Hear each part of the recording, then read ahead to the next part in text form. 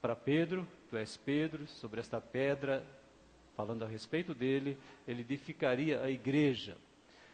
O que é a igreja? Adoradores de Deus, não é? Que adoram a Deus porque foram lavados pelo sangue de Jesus, foram perdoados, foram agora restaurados para aquilo para o que Deus nos criou. Vocês lembram que todos os dias Deus era ouvido no jardim, os passos de Deus eram percebidos no jardim. Ali nós já vemos um aspecto de adoração. O ser humano percebia, convivia com Deus, mas o pecado fez com que isso não pudesse ser mais sentido. E após essa restauração, nós novamente estamos aqui como adoradores de Deus. Atos, capítulo 8, nos falando da igreja, versículos 4 a 8. Os que haviam sido dispersos pregavam a palavra por onde quer que fossem. Indo Filipe para uma cidade de Samaria, ali lhes anunciava o Cristo. Quando a multidão ouviu Filipe e viu os sinais milagrosos que ele realizava, deu unânime atenção ao que ele dizia. Os espíritos imundos saíam de muitos, dando gritos, muitos paralíticos e mancos foram curados. Assim houve grande alegria naquela cidade. Como é que o texto termina? Assim houve grande alegria naquela cidade. Qual é o nome da cidade? Samaria. Samaria é uma cidade interessante de você conhecer. Depois de Salomão, o seu filho, por algumas medidas erradas administrativas, aumentou muito os impostos e, como consequência disso, 12 tribos faziam parte do reino de Davi, do reino de Salomão. Acabaram se dividindo, 10 foram para o norte, 2 ficaram no sul, 1,5 ficou no sul, e aí então nós temos a divisão do reino, por questões humanas, não era a vontade de Deus, é lógico. Nessa divisão, quem foi para o norte viu a necessidade de ter um centro de adoração, porque a adoração naquela época era feita na cidade de Jerusalém. Então criaram uma cidade chamada Samaria. E se você pesquisar a respeito de Samaria, é interessante. Ela teve um período de muito desenvolvimento econômico. Os reis de Samaria, os reis do Reino do Norte, tiveram um papel muito importante no desenvolvimento econômico, militar, mas moralmente, espiritualmente, era uma decadência. Eles chegavam a adorar deuses falsos, inclusive colocaram um animal no templo de adoração em Samaria. Samaria acabou sofrendo muito. Dos cercos de Samaria, a fome foi tão terrível. Os sírios, o povo da antiguidade, cercaram a cidade, e a coisa é duro de ler, é duro de ver o que estava acontecendo na cidade por causa da fome. No ano 722, antes de Jesus ter nascido, a cidade foi cercada por um império chamado Império Assírio. Os assírios são considerados na história universal o povo mais terrível, os guerreiros mais agressivos que nós temos na história da humanidade, temos até aquela época. E então Samaria foi destruída. Eles levaram pessoas de Samaria espalhadas pelos cantos da terra e colocaram outras pessoas em Samaria que não faziam parte do povo. Com isso eles acabaram com o quê? Com a nação. Acabaram com a nacionalidade, acabaram com os seus valores culturais, com a sua religiosidade. E em consequência disso, então, por isso que nós dizemos que os samaritanos, eles são considerados pelos judeus um povo que não é judeu, meio judeu. E vocês já ouviram falar que havia uma rivalidade, um preconceito em relação a Samaria. Deu para entender um pouquinho o que é Samaria? Então, uma cidade que passou por momentos muito bons, mas que de repente foi invadida pelo Império Assírio. Você vai na história universal, você vai ver isso aí, e eles acabaram sendo um povo muito sofrido. Mas como é que um povo tão sofrido, agora a gente vê dizer que a cidade estava cheia de alegria? Você pensa um pouquinho nas periferias das nossas cidades, você vai em Curitiba, vai em São Paulo, vai em Nova York, vai para o Rio de Janeiro, e você vê uma situação terrível nas periferias da nossa cidade. Inclusive miséria crescendo nas periferias.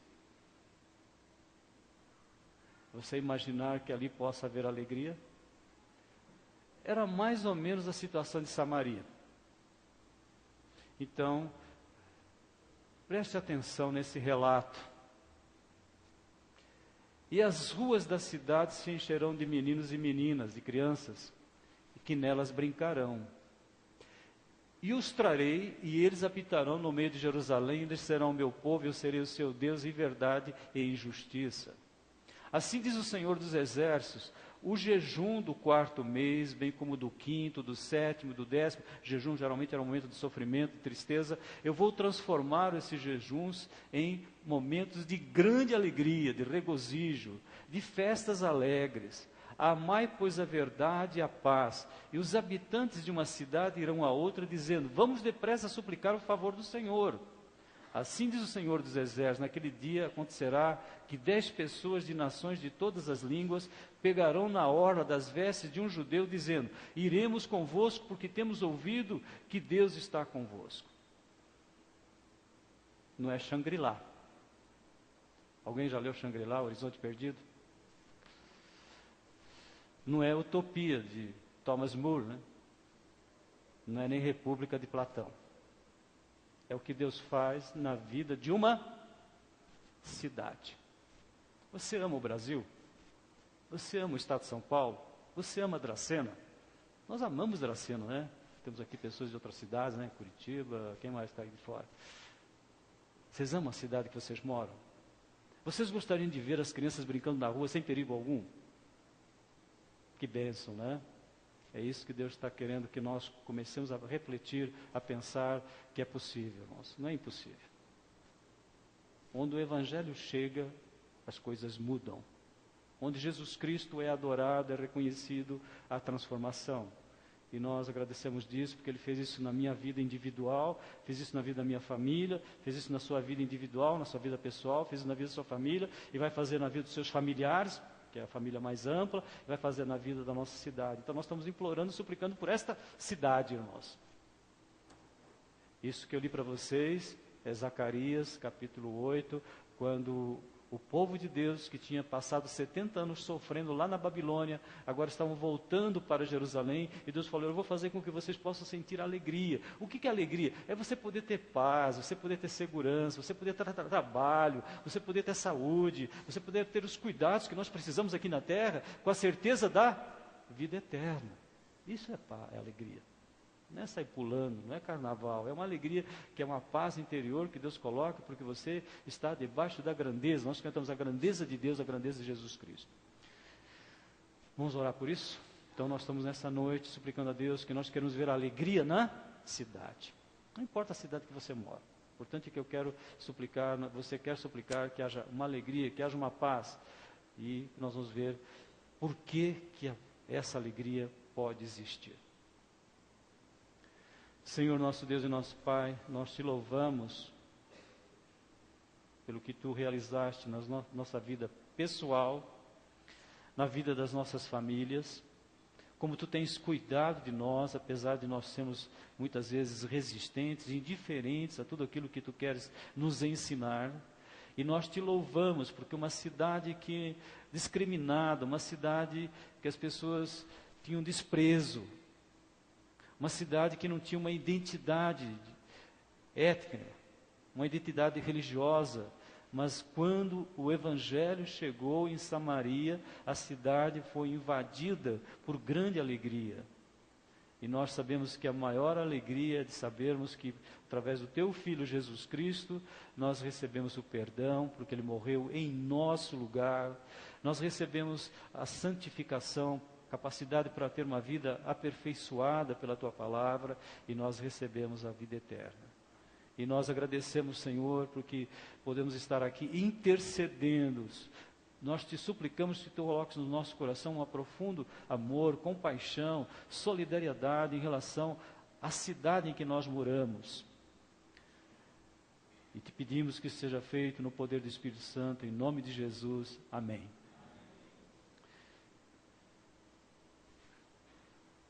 Por que aconteceu isso em Samaria?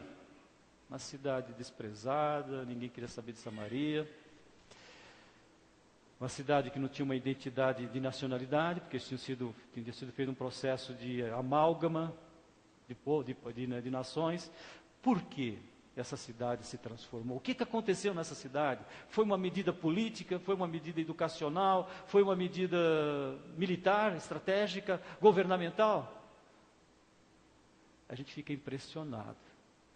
O que aconteceu? Por causa das dificuldades que os cristãos, os apóstolos estavam enfrentando em Jerusalém, começou a haver uma perseguição por parte dos judeus, eles foram obrigados a se espalharem, e Filipe foi para Samaria. E ao chegar em Samaria, o que ele falou? Ele falou, olha, eu conheço uma pessoa chamada Jesus. Ele veio aqui como filho de Deus. Ele pregou, ele ensinou, ele curou. Foi lá na cruz e cumpriu tudo aquilo que estava escrito a respeito dele, inclusive documentado, 1.500 anos de documentos nós temos, é muita coisa, hein? Vocês pensam que é pouca coisa, 1.500 anos de documentos? E ali falou de Jesus, o Filho de Deus, que morreu na cruz em nosso lugar e que ressuscitou, e essa mensagem chegou no coração das pessoas, as pessoas foram transformadas pela mensagem. Por isso que nós vemos, quando Paulo, que uma pessoa extremamente religiosa, que tinha passado por experiências religiosas profundas, mas que não tinha se encontrado ainda, quando ele fala do Evangelho, ele fala, Evangelho, o que é Evangelho? A boa notícia é poder de Deus para salvar aquele que crê. É poder de Deus para transformar a vida de um ser humano, para transformar a vida de uma família, para transformar a vida de uma cidade, irmãos. Nós estamos pensando numa cidade, nós estamos pensando num estado, num país e no mundo em que nós vivemos. Você quer esse Jesus? Você quer servir a esse Jesus? Então, o primeiro argumento importante que nós temos é que existe uma mensagem transformadora. Às vezes nós lemos um livro, começamos a ler uma mensagem e fica impressionado como uma pessoa escreve tão bem, não é? É legal você perceber isso. Às vezes uma pessoa que até não tem muita cultura, mas vai lá e escreve, a gente fala, como que escreveu legal? Como ela conseguiu transmitir os pensamentos e sentimentos que eu tenho? Agora vocês imaginem quando vocês têm uma mensagem perfeita, que é a palavra de Deus, que foi escrita com a supervisão de Deus, por pessoas humanas, como eu e você, e então diz assim, o Evangelho é poder de Deus para salvar todo aquele que crê. Então, por isso que Jesus disse, e Jesus nos ensinou, um processo que é infalível, que se chama discipulado. Portanto, ide e fazei discípulos de todas as nações, batizando-os em nome do Pai, do Filho e do Espírito Santo, ensinando-os a guardar todas as coisas que eu vos tenho mandado, e estou convosco até a consumação dos séculos. Então Jesus nos ensinou aquilo que os judeus aprenderam lá no deserto ainda, chegando na terra prometida, eles já sabiam assim, olha, essas palavras eu tenho que ensinar aos meus filhos, os meus filhos têm que ser discípulos de Deus, discípulos de Jesus. Missão vocês que são pais, missão minha que sou pai. Então nós vemos essa mensagem que transforma. Outro aspecto importantíssimo dessa mensagem é que ela é uma mensagem universal, ela é oferecida a todas as pessoas. Vinde a mim, vós todos estáis cansados. Vinde, todos que têm sede, vinde às águas. Os que não têm dinheiro, comprai, não precisa pagar, você vai receber. Então é um convite que é feito a todas as pessoas, então ninguém fica excluído da mensagem de Deus. Ninguém. Onde você vê algo que é oferecido a todas as pessoas, indistintamente, só a palavra de Deus. Vocês lembram dos nossos contatos com missões mundiais, de um povo que recebeu a palavra de Deus, não é? Me parece que foi na China, que quando aquelas pessoas que tinham já Jesus no coração, que já conheciam algumas partes da palavra de Deus, tinham alguns momentos, mas quando elas pegaram a Bíblia, o que elas faziam com a Bíblia? Elas beijavam a Bíblia. Lembram disso? É esse poder de Deus. É um poder que está ao alcance de todas as pessoas. Por isso que nós agradecemos a Deus, porque é muito importante que as pessoas possam ler Como eu disse a vocês, às vezes a gente lê um livro e fica impressionado com a capacidade que a pessoa tem de transmitir sentimentos, a capacidade que ela tem de chamar a gente para uma reflexão, né? Não acontece isso? Agora vocês imaginem a palavra de Deus. Então, nós vemos que a palavra de Deus chegou em Samaria, uma cidade desprezada, uma cidade que os judeus não gostavam, eles faziam a volta, eles nem passavam por Samaria quando eles tinham, porque vocês têm lá em cima Galileia, Samaria no meio e Judéia abaixo. Se você dividir aquele retângulozinho, então lá em cima você tem o quê? A Galileia. No meio você tem Samaria. E depois você tem a Judéia. Quando os judeus tinham que vir até, lá da Galileia, tinham que vir até a Judéia, eles faziam a volta, não passavam por Jerusalém, porque aquele povo era um povo inferior. Deus é maravilhoso, não é? Ele vence todas as barreiras. E vocês sabem que foi em Samaria que nós temos um dos encontros mais significativos da história nossa. Quando Jesus faz questão, ele estava na Judéia, ele ia percorrer, ia caminhar até a Galileia, onde é que ele exerceu a maior parte do seu ministério, onde que tem o lago lá, o grande lago, o mar da Galileia. Então ele fez questão de ir por Jerusalém, ali encontrou uma mulher. E aconteceu algo extraordinário. Primeiro, um judeu não conversava com um samaritano. Segundo, um judeu não pode conversar com uma mulher fora do ambiente doméstico. E Jesus foi por cima de todas essas barreiras. Falou com uma samaritana e falou com uma mulher. E ali vocês ouviram o que Jesus disse, quando ele diz assim, que quando os discípulos viram o que ele estava fazendo, disse assim, e nisto vieram os seus discípulos e se admiravam. Na verdade, eles, no fundo, estavam criticando. Falando, mas o que Jesus está fazendo? Falando com uma mulher samaritana. Falando com uma samaritana, uma pessoa de Samaria e ainda mulher. E, todavia, nenhum deles perguntou, o que é que procuras ou por que falas com ela? Mas foi ali que Jesus disse algo que eu e você usufruímos até hoje, quando ele diz assim, mas aquele que beber da água que eu lhe der, nunca terá sede. Pelo contrário, a água que eu lhe der, se fará nele uma fonte de água que jorre para a vida eterna.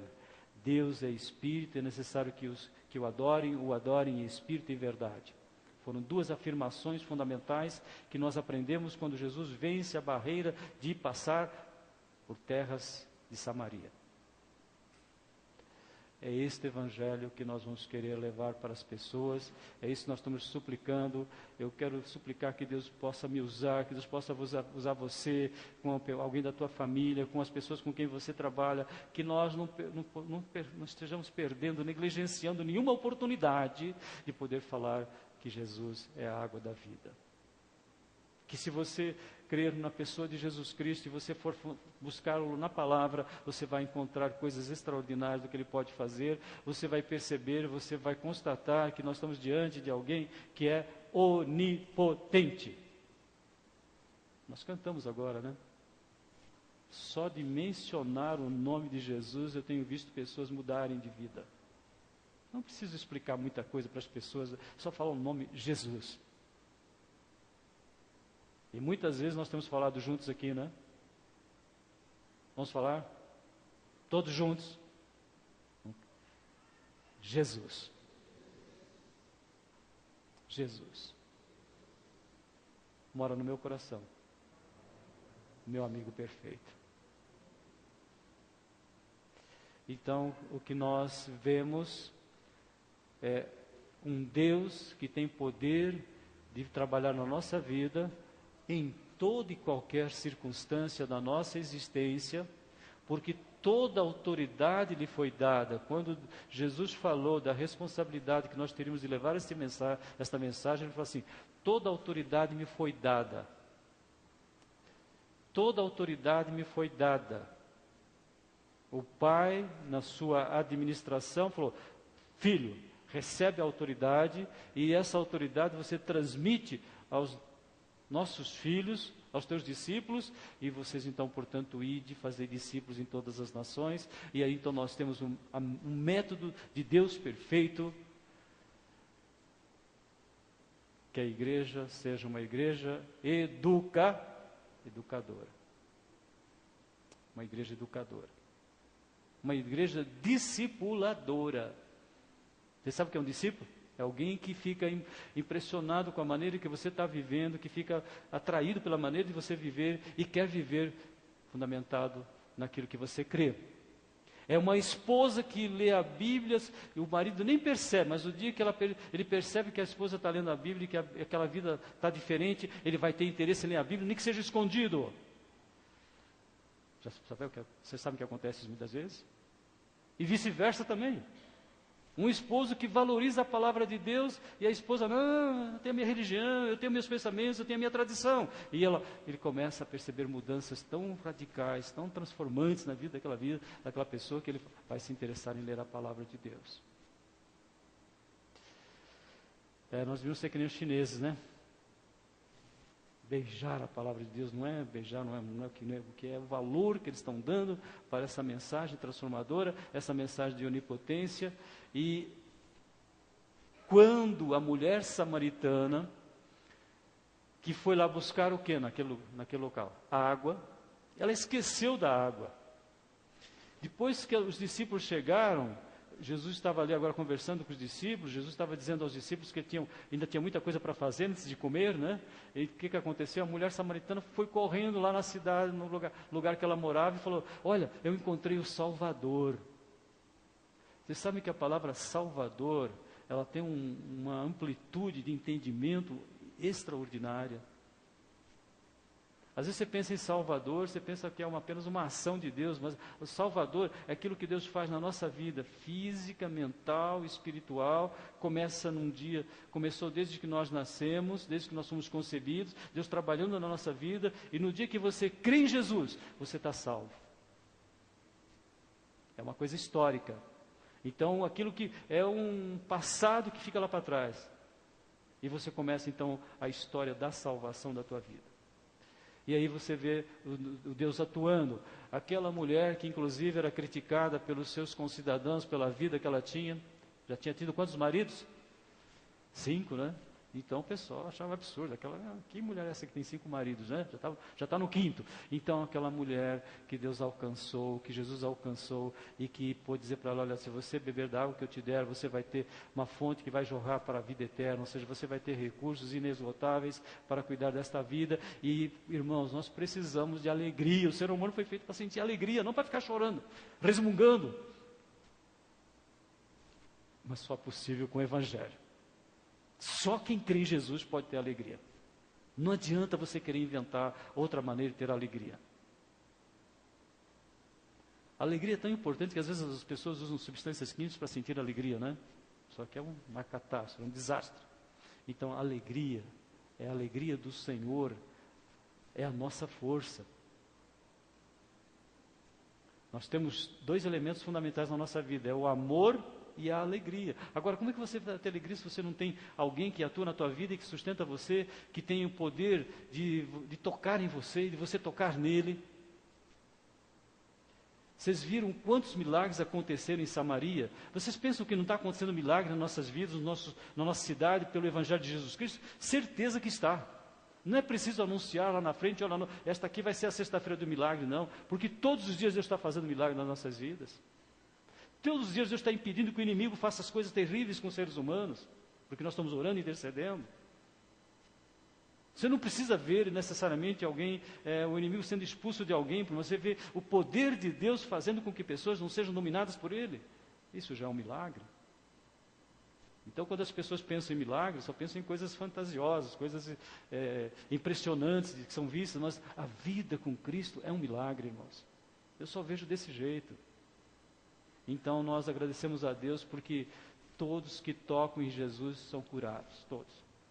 Curados em que sentido? Dentro da soberania de Deus. Porque essa é a vontade de Deus, que se nós pedimos alguma coisa segundo a sua vontade, Ele nos atende. Certeza que Ele não vai rejeitar nenhum pedido seu que for de acordo com a vontade dEle.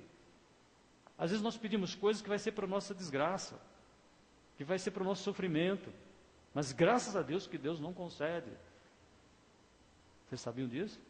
Então, nosso Deus é um Deus que tem soberania. Ele está no controle de tudo. Ele tem o domínio de tudo. Então, alegria na cidade. Alegria na cidade, né? Por isso vos digo que tudo que pedires em oração, crede que já o recebestes e tê-lo-eis, E quando estiveres orando, perdoai se tendes alguma coisa contra alguém, né? Jesus coloca aqui um requisito fundamental, né? Na nossa adoração tem que haver solidariedade com o ser humano. E uma das questões importantes de solidariedade é quando você consegue perdoar as pessoas pelo poder do Espírito Santo. Porque pelo poder humano a gente não perdoa ninguém, irmãos. Mas é pelo poder do Espírito Santo, pela orientação da palavra. E Jesus disse: até agora não pedistes em meu nome, pedi e recebereis para que a vossa alegria seja completa.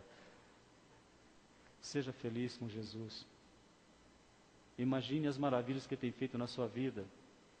Ah, mas eu estou passando uma tribulação aqui. Você pode ter certeza que Deus tem um propósito muito grande com isso. Às vezes nós precisamos ser afligidos para aprender a vontade de Deus. O salmista diz: foi bom o Senhor ter me afligido para que eu pudesse aprender a tua vontade. Mas nós estamos vivendo dias em que é necessário crer que nós temos alguém que transforma as nossas vidas e que Ele é onipotente. Ele tem todo o poder, todo o domínio. Tu me farás conhecer a vereda da vida, na tua presença há plenitude e alegria, na tua mão direita há delícias perpetuamente, diz o salmista. Restitui-me a alegria da tua salvação e sustenta-me com um espírito pronto para te obedecer. Então o salmista pediu alegria para Deus, porque ele tinha perdido a alegria porque tinha desobedecido muito. Quem sabe, alguns de nós estão precisando, Senhor, me perdoa, fiz coisas que não devia ter feito. Eu tive um procedimento, uma conduta que não devia ter tido. Mas eu sei que o Senhor está me perdoando agora. Volta a fazer com que eu tenha alegria. Então, alegria na cidade. Alegria porque Deus transforma as nossas vidas para viver uma vida.